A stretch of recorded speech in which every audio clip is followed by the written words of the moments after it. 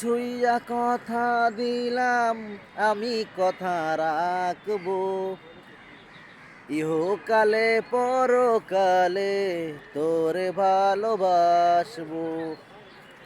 ভালোবাসবো কাকে জানো? একমাত্র আল্লাহকে, যিনি আমাকে সৃষ্টি করে পৃথিবীতে পাঠিয়েছেন, তাকেই ভালোবাসবো। তারই কাছে সাহায্য চাবো। আল্লাহ ছাড়া অন্য কারোর কাছে সাহায্য চাবো না, আর সাহায্য চাইলেও পাবো না। যিনি আমাকে সৃষ্টি করে পৃথিবীতে পাঠিয়েছেন, তিনি যদি আমাকে খারাপ কর্মের জন্য দুনিয়াতে জাহান নামে দেন, অবশ্যই অবশ্যই জাহান নামে যাব।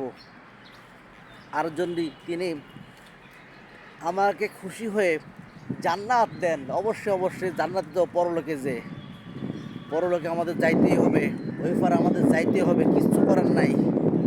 তাই সবসময় আল্লাহকেই মানবো, 5 ওয়াক্ত নামাজ পড়বো, কলেমা পড়বো।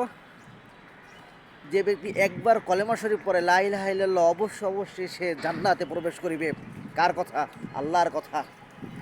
তবে পৃথিবীতে যদি কোনো অন্যায় কাজ করি, তার সাজা আমাদের খাটতে হবে। শুধু মুসলমান ধর্মের জন্য নয়, সকল ধর্মের লোকদেরকে সাজা কাটতে হবে। কেউ যাবে স্বর্গে, কেউ যাবে নরকে। নরকে তারাই যাবে যারা সৃষ্টিকর্তাকে বিশ্বাস করে না, দুনিয়ায় বিভিন্ন মানুষদের পূজা করে, মানুষের সম্মুখে মাথা নত করে, এরাই জাহান্নামে যাবে। আর কারা জান্নাতে যাবে? যারা এক আল্লাহকে বিশ্বাস করে আর তারই অনুগত চলে, পবিত্র কোরআন শরীফ মানে বা বিভিন্ন ধর্মের কিতাব মানে, তারাই অবশ্যই অবশ্যই জান্নাতে যাবে। আল্লাহ রাব্বুল আলামিনের কথা।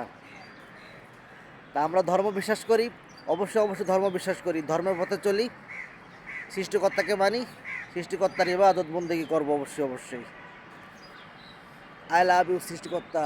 আল্লাহ, মৃত্যুর সময় যেন অপমৃত্যু না হয়, গাড়িতে পড়ে, ট্রেনে অ্যাক্সিডেন্ট করে বা প্লেনে, যেখানে পানিতে পড়ে, সুন্দর মৃত্যু দিও, সুন্দর মৃত্যু দিও।